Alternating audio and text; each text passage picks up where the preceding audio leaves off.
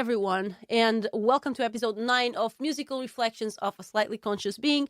I'm Sandra, a music artist that is on a journey towards consciousness, and today I'm going to share a song called Te Atreves, which means How Dare You, and we're going to talk about creating masks to hide our pain. So, on the last 2 episodes, I've been talking about the grief process and the grief stages. And on the last episode, we talked about acceptance. And acceptance is the last stage of grief. But not everyone, not all of us do the grief, and not everyone chooses to deal with the pain. Sometimes, and this is not always done consciously, it depends on our level of consciousness and our level of awareness with our feelings.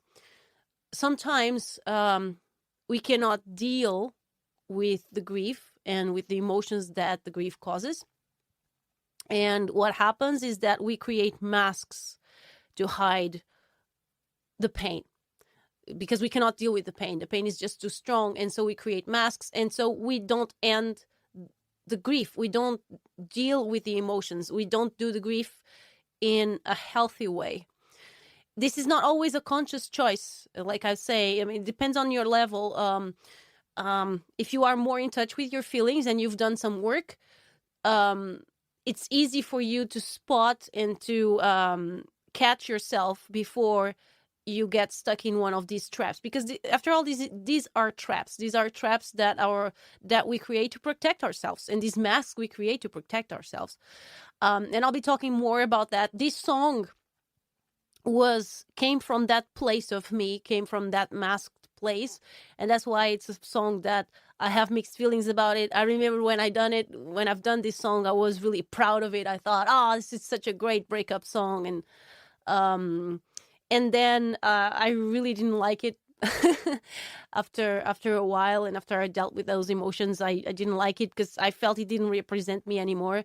And now, I mean, I like it. I mean, I can see the song for what it was, and I think it's a great opportunity to talk about these traps and about these masks, because I've done that too.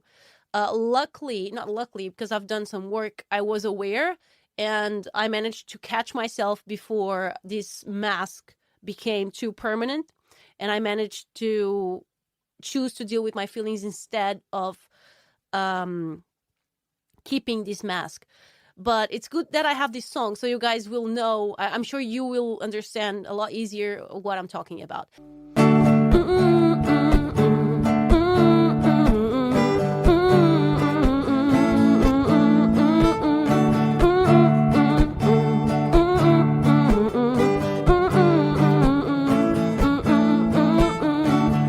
Como te atreves a falar bem de mim, a tratar-me como uma santa, agora que chegou o fim? Parabéns para ti. Conseguiste enganar o mundo que te vê como um mártir, um ser tão lindo e profundo. Mas sabes que mais? Eu já ouvi isso antes, vezes demais, e sempre que acreditei, só me magoei ainda mais.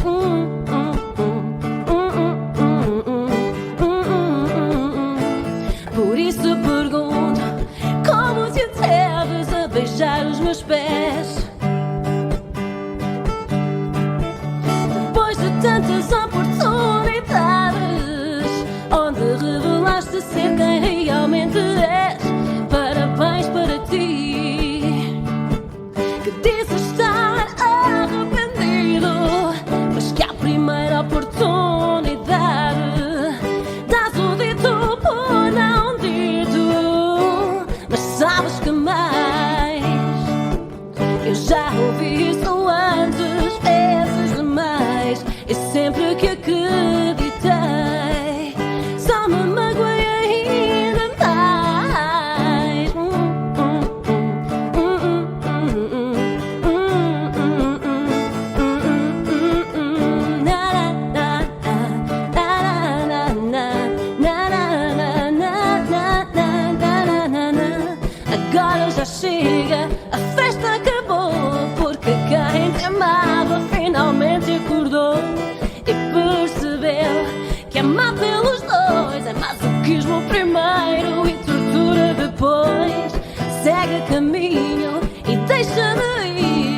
muito para dar, mas não vai ser para ti. Vais cair, vais-te levantar. Eu vou encontrar alguém que me saiba amar.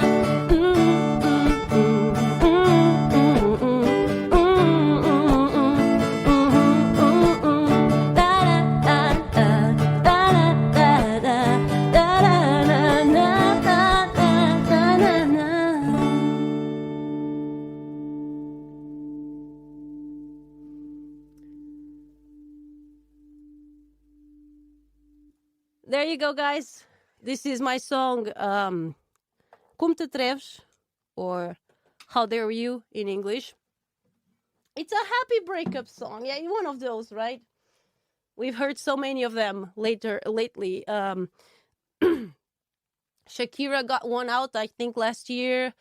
Miley Cyrus as well, I Can Buy Myself Flowers. Actually a great song.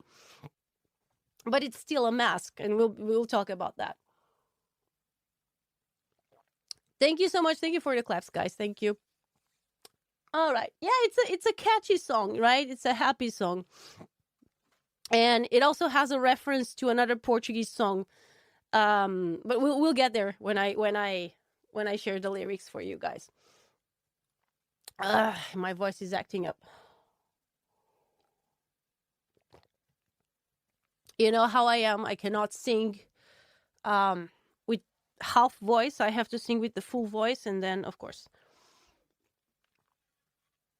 But I'm already feeling a lot better. It's just my throat. My throat is always the first one when I'm getting sick. My throat is the first part of my body that I notice that I'm getting sick, and it's the last part to recover as well.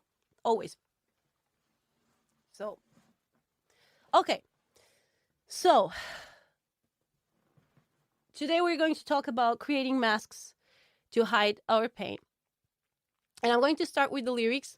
And on this song, what I'm going to do is I'm going to translate the lyrics. I'm going to speak the lyrics in Portuguese and in English. And then I'm going to tell the story and the situation, what happened when I wrote this song, and that for itself will explain the lyrics. I know for now maybe some parts are not obvious. Why am I well, especially if you understand Portuguese. If you don't understand, when I say the song in English, you probably will think, why is she so angry about some things? But then I'll give you the context, you will understand. And by the way, when I wrote this song, I was going through the stage of anger, the stage of grief, anger. I was going through anger, so. But it's a happy song. It's not an angry song, right? And that is also part of the mask. That's why I think this song, even though I know I wrote it, well, it was a part of myself who wrote it that doesn't exist anymore. But it's good that I write it because I think it explains really well the message I'm trying to present on this live. Okay, so let's start with the lyrics.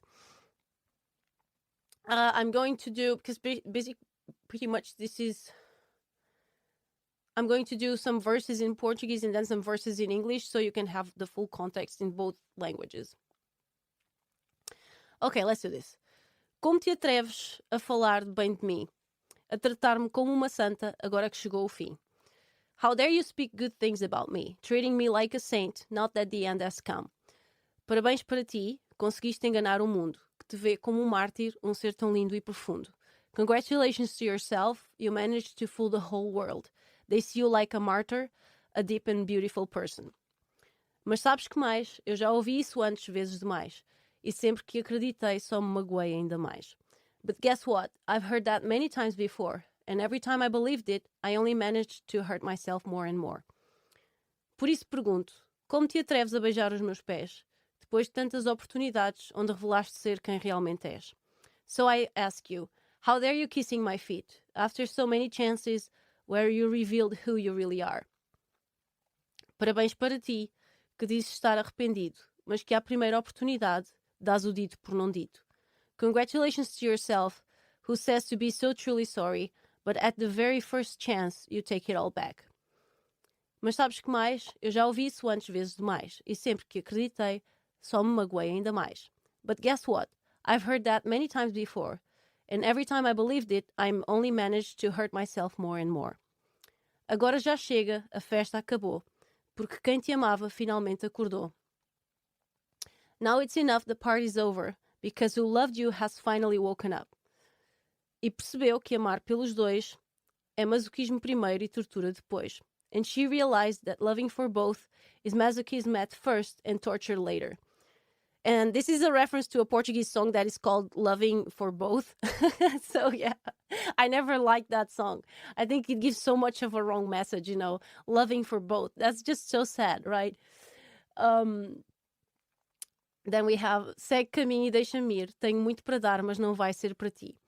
Go your own way and let me go mine. I have a lot to give, but it won't be to you. Vais cair, vais te levantar e eu vou encontrar alguém que me saiba amar. You'll fall, you'll get yourself up, and I will find someone who knows how to love me. And there you go. These are the lyrics. Okay, let me drink some water. And I'm going to have to pace myself today so I don't start coughing. Because sometimes I start coughing, I cannot stop. So hopefully I will catch myself before getting to that point. Okay, so now that you heard the lyrics in English, probably there are some parts that are not very clear. Why was I so angry? Because someone was speaking good things about me, right? Usually exes speak bad things about each other. And so why am I angry? Because someone was speaking good things about me. So let me give you the context, and everything will make sense. So this song was written in January. So it was just right after I got back to Coimbra and my former home after my breakup. And my breakup was in the end of November. So pretty much 1 year, 1 year ago. We are almost, well, not celebrating, but it was almost 1 year ago. And after the breakup, I came to Setúbal so we broke up in the late November, and I came to my parents' place on December 16, and I stayed there for 2 weeks. And when I got back in New Year's Eve, and I noticed that my former partner was not taking the breakup seriously.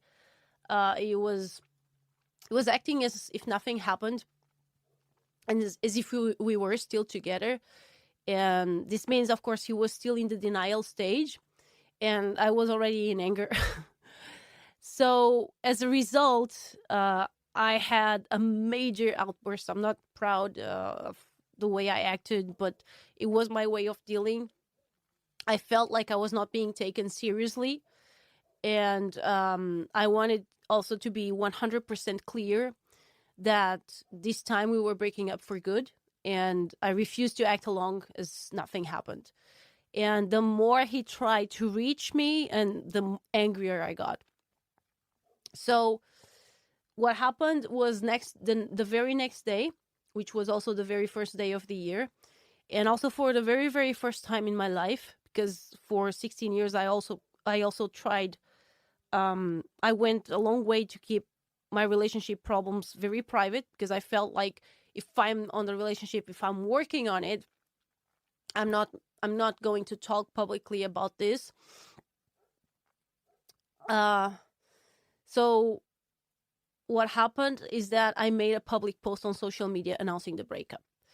And I made that post because I wanted also to apologize you guys, because, I was streaming every week, and I wasn't streaming anymore. So I wanted also to apologize to my fans and followers for my absence online. And that was the main reason why I did that post. Yes. But now looking back, and I went back and I went to read that post, so I could talk about it here with looking back, to what was, but with this perspective that I have now, it's also very clear to me that I needed to feel heard, and I wasn't feeling heard. And so I needed that. I needed validation on my decision. I needed to scream to the whole world, this is over. um and I think I needed to prove to him and to myself that this time, because we've broken up other times before, and I wanted to prove that this time it was for real. I wanted to prove him, and I wanted to prove to myself as well. We broke up so many times during those 16 years, and sometimes for a few weeks, sometimes for a few months. But that's the thing, I always kept those breakups privately. And this time, I had made a promise to myself. I had made a promise that I would not go back, because what we had was a vicious cycle, and it wasn't healthy for any of us. No one was happy. He was comfortable with it in a sense that he can tolerate that in his life, and I couldn't. So it just made sense that it was my responsibility to break up. What happened after I made that post is that a few hours later, he made a post on his social media, also talking about the breakup. And when I saw this post, he said many great things about me. It was like he was sanctifying me in a way that it was a huge contrast for the way that sometimes he treated me. And then he went, me seeing that post, I know he was saying good things about me, and I think it came from a good place, but it sounded so fake to me. It's like, how dare you, like, talking good things about me when in private sometimes you treat me like shit. And I was so angry, so angry. And the way, the way I see it, his words never match his actions. And but then on social media, everybody felt sympathy for him, and without knowing half the story, and that made me feel really bad. And that's how this song came to me. So I'm sure now the song makes total sense for you guys. It's just, many breakup songs do have this vibe, right? This happy vibe. It's kind of a happy song, but with that theme, like, I'm so much better without you, I deserve better, I'll find someone better, I'm stronger now, and so on. But is this really who we want to be? Like, is the strong, independent woman, and this is so in vogue right now, right? The strong, independent woman, is that an ideal? Is that something to aim for, really? Because isn't this just a fancy, acceptable version of an emotionally unavailable person, right? I'm just so strong now, and no one can break my heart anymore. And this is like, this sometimes is also called an ice queen. And this happens, when we are faced with a situation that causes pain, and grief is, of course, one of those situations. We are also faced with an option, and we have the option to face it or to run from it. And grief is an example, right? We can choose to face it, or we can choose to run from it. We can choose to avoid it. And I do feel like all these breakup songs come from a very angry place. It doesn't come from a place of acceptance. They come from a place of anger, and sometimes even denial, but a denial in a sense that more negotiating, more like, okay, this is happening, so I'm going to try to compensate. So we end up creating versions of ourselves that don't represent who we truly are. I don't think this song represented me back then when I wrote it, yes. But does this song represent who I want to be? No, definitely not. And I can see that now. So on the last episode, I talked about the last stage of grief, which is acceptance. And acceptance of what was, is, and may or may never be. And this acceptance can only be achieved if we choose to face our pain. But this is not always a conscious choice. And I've spoken about this in the beginning.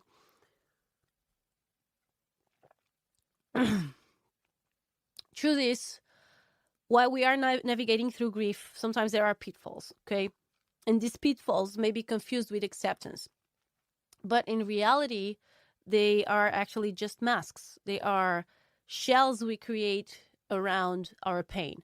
Just like an oyster. I don't know if you guys know the process of making pearls, but an oyster creates a pearl when a strange body enters its shell. Like for instance, a rock, a small rock. It's a foreign body that's in the animal, and it creates immense pain. It hurts the animal deeply. So what the animal does is basically creates a layer of protection, like a shell, a mask to mask the around the foreign body. So it looks beautiful, and you see a pearl and you think it's so beautiful, but it was created through immense pain. And basically, it's just like the same thing that some people do, especially people that are not very much in touch with their feelings. And sometimes, unfortunately, we to survive some situations, we learn to do this. We learn to do this process, and it looks fine on the outside. It looks like a pearl. It looks beautiful, polished. But in the end, the rock is still inside. The foreign body, the hurt, the pain, it's still there inside. And it comes out sooner or later. People that are highly reactive to some situations, usually they are highly reactive because they carry a deep and intense pain inside. So when something big happens in our life, things change inside us. A part of us dies too. That's what happens. We are constantly, when we go through a hard situation, a part of us dies too. We change. Our identity is challenged to change. And there are many names for this. Some people call it a dark night of the soul. Others call it ego death. And basically our identities, our sense of self is challenged to change, especially, when you go, I went through a breakup that I needed to change. I was with a person for 16 years of my life. Of course, part of my identity was being with this person, was being the partner to this person. And I was no longer a partner to that person. I would no longer have relations with his family, which were a big part of our lives, and they stopped being a part of my life. I chose to let go of my former house. So we had bought a house together. We renovated a house together. And so that house was also part of my identity. It wouldn't be anymore because I was leaving that house behind. So my studio, I had built a music studio, and I built the music studio inside the house. If I was letting go of the house, I had to let go of my music studio as well. So many things that were part of my identity, they were no longer part of my identity. And I was so proud of my music studio. I'm still very proud of what I did, but I no longer have it, and sometimes people, oh, show me your studio. I'm like, I don't have a studio now. And so it's part of you that dies, right? So what happens is that part of us fights that change. A part of us refuses, and this is like human instinct. There's always a sense of inertia. If you are not familiar with the concept of inertia, like if you're moving, your tendency is to keep moving, and if you are stopped, your tendency is to keep stopped. So humans always fight change. It's like we get comfortable, and that's human nature. So it's normal that part of us fights that change and refuses to accept it. And the pain is so strong, the pain of change and this pain of the death of a part of our identity, we feel so powerless that we just want to repress it. And many of us do exactly this, right? Many of us over and over again, every time they're hurt or every time they have to deal through loss, they just repress it because they just cannot deal with this pain. And again, this is not a conscious choice. This happens when we don't work on our feelings, when we don't work on ourselves. And unfortunately, we are not taught. I do feel like we should be taught by our parents, or at least at school, how to deal with these things in our lives, but we are never taught, right? We learn by seeing what our parents do or what people around us do, and sometimes this is not ideal, right? So it we start doing this automatically, this repression of feelings. um and in this case, even when feelings are repressed, a new identity, a new version of us is still created. And it looks, like I'm saying, it's like the pearl. It looks fine on the outside, but the pain stays there, hidden and repressed. And this identity is different from the identity that is created if we choose to face the pain. Um, and it's different not in the outside, but in the inside.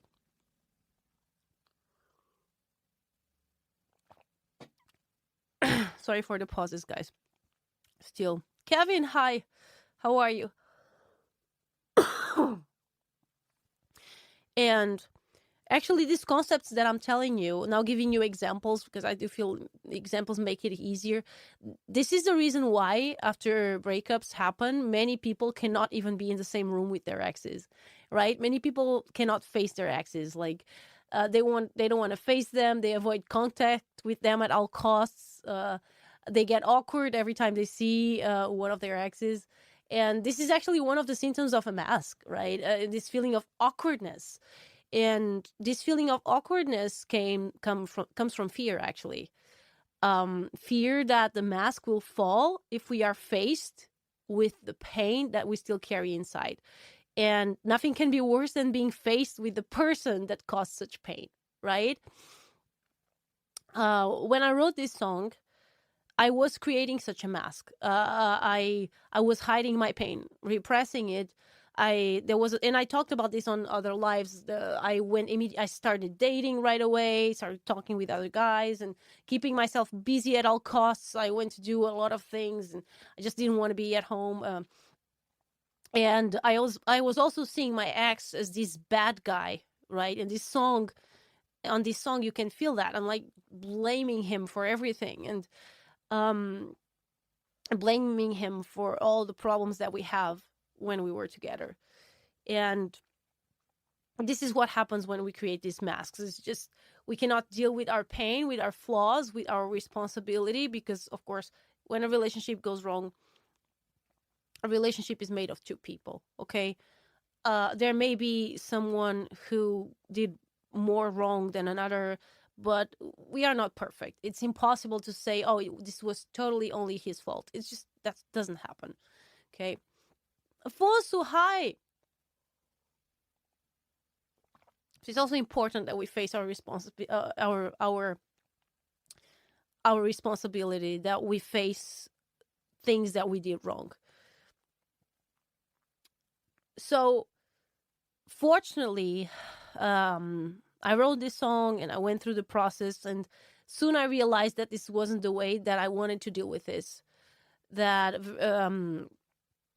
I realized that I was turning into an ice queen, which is something I'm aware that I do. And part of my identity as Sandra Bullitt came from also this place, this ice queen, very strong, independent woman, you know. And it's something that I'm aware that I do when I'm dealing with immense pain, is that I basically block all feelings, and I'm very, very good at doing it. While doing therapy, I realized that I can completely cut myself off from my feelings. And this happens when I'm deeply hurt by someone. That's the way I deal with pain and emotional pain. You know, it's just like the way the brain deals with physical pain. When the pain is too strong, the brain enters in survival mode and blocks the physical pain. It's also called the state of shock. But this can also happen with emotional pain. That I saw the other day, I was seeing, there was this, I don't know, this was a few months ago, and I just remember this example that, oh gosh, it was so clear that there was this It was a huge accident. Many people died. It was a dam that blew up, and flooded a whole city, and all whole families were killed. And there was this boy. He was 8 years old, I think, or 13, was something around that. And he lost his whole family, and it was an uncle. He was staying with an uncle, and he was with the family when the whole family died. He lost a sister, younger sister, and his parents, and he saw everything. And they were talking first. They were interviewing his uncle, and his uncle was very emotional, and with all of that, he was crying and all of that. And then they started interviewing the boy, and the boy was just staying like I am, totally calm. And then they asked the little boy, "How are you feeling with all of this?" And and he was just saying, "I don't feel anything." And when I saw that, it was really, really, really emotional to me, because I saw myself in that boy. That's exactly what I do. He was in a state of shock. He was totally blank. There was nothing. He blocked. It was so strong. The pain was so strong that he blocked everything. Totally blocked everything. And I can do this towards a specific person. I did that twice in my life, and I've talked about that here. That first I did that towards my mom, and I spent 25 years with all emotions totally blocked towards my mom. I was only able to unblock that through therapy, and we did regressive therapy, which consisted in going back to that traumatic memory many times until the feelings are unblocked. It's not easy. I know for me, I had to go there. It was only at third time that I managed to unblock the feelings. And when that happened, I remember I cried a lot, and I felt so many things. And it's just, I remember feeling sorry for many things that I've done and said, but mostly feeling sorry for all the years that I froze all emotions towards my mom.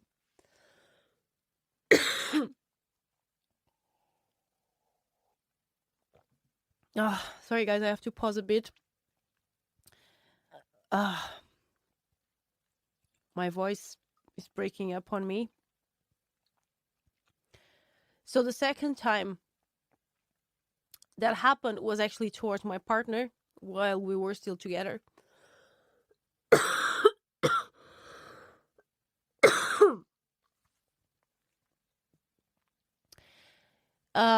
And I was able to unblock it also through therapy. So, knowing that this is usually what I do, basically that's my automatic way, my unconscious way to react to pain, is to create this freeze mask and I stop feeling, and then I feel good because this is a happy song. I stop feeling the pain, and it feels good in the moment because you stop feeling the pain. But it's not healthy either, because the pain stays with you. You just repress it.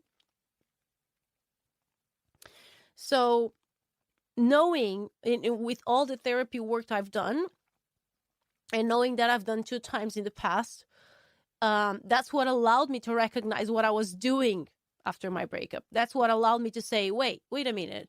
What is this? This is not, I'm doing this again, ain't I? And so that allowed me to consciously choose to not do it again. And this time I refused to freeze. I refused to hide my pain. I did need to cut ties with my former partner at first, because I needed that distance to emotionally disconnect with him. And this came from past experience. I mean, in the past when we broke up, I would keep him in my life, and I could never emotionally disconnect with him before. So this time I did, and I told him that. I told him that I needed to be away, and I did. But then as I began to heal, I started opening myself more. And today, at this moment, we are on talking terms, even though we don't speak very often. A few months ago, I even managed to have a really great heart-to-heart conversation with him. And I told him that I didn't have any hard feelings towards him anymore, and that I was available to be his friend if he ever wanted, or if he ever was available for that as well. And we actually shared a very big hug that ended in tears for both of us, and it was good tears. I still feel how I remember how good I felt, how relieved I felt after that moment. And I know it was good for him too. So this was only possible because I faced my own pain and refused to mask it. I spent so much of my life with this person that it just wouldn't make sense to me to hold a grudge towards him. And holding grudges is another symptom of masks, by the way. It's just having unresolved feelings. And truth is, creating and maintaining these masks is extremely tiring and stressful. And it also blocks us from being our true selves. Like, imagine carrying, it's living in a permanent state of dissatisfaction, and because we carry all that pain, all those grudges, all those, even if it's unconscious, even if we're like, oh no, I don't want that person in my life anymore. But just like every time you need to say, I don't want that person in my life anymore, the pain is there, right? So basically, facing our own pain, our own demons, our masks can be one of the greatest challenges of our lives. And sometimes we need help. In my case, I was able to do this. In this time, I was able to do it alone because I've done years of therapy. And I did an appointment. I went through an appointment back in January. I think it was around when I wrote this song that I've done an appointment. But I was already aware that I was doing this. And of course, when I did the appointment with my therapist, she was also she validated what I already felt, and she put me in the right way. And then I did the rest of the process alone. But it was all because I've done all that extra work before. So sometimes for these things, and I'm talking this in very simple terms, but of course, when dealing with emotions, everything is so personal, right? And it's not easy sometimes to see those pitfalls. It's easy if you see pinpoints, if you know, okay, so this is what happens, and this is what, in my case, I knew what my standard is. My standard is to freeze. Maybe your standard is to feel anger towards something or someone, or to hold grudges. We all have our standard, our programmed response, our automatic ego response. So it's just a matter for us to keep an open eye on it. And if we are not able, of course, seek for help to someone who can pinpoint to you when you're doing this. Because it's something that is very, very challenging, but if you do it, and once you do it,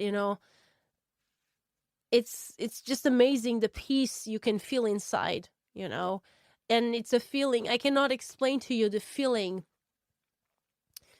that it is, that to know that now I have a connection with my mom that I didn't have for 25 years.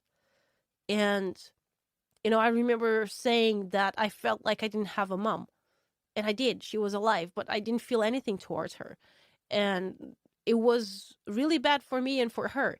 But I didn't feel anything. I didn't feel it as a bad thing. But the moment I unblocked all those feelings, and that allowed me to build a beautiful connection with my mom, and today we have a beautiful relationship, and that makes it all worth it, even though, yeah, it's painful, yeah, it's not easy, but the peace that you feel when you finally look at that person that hurt you and you look at that person with absolute peace and absolute acceptance, it's just that feeling makes it all worth it. All worth it, and it's impossible to explain. You have to feel it.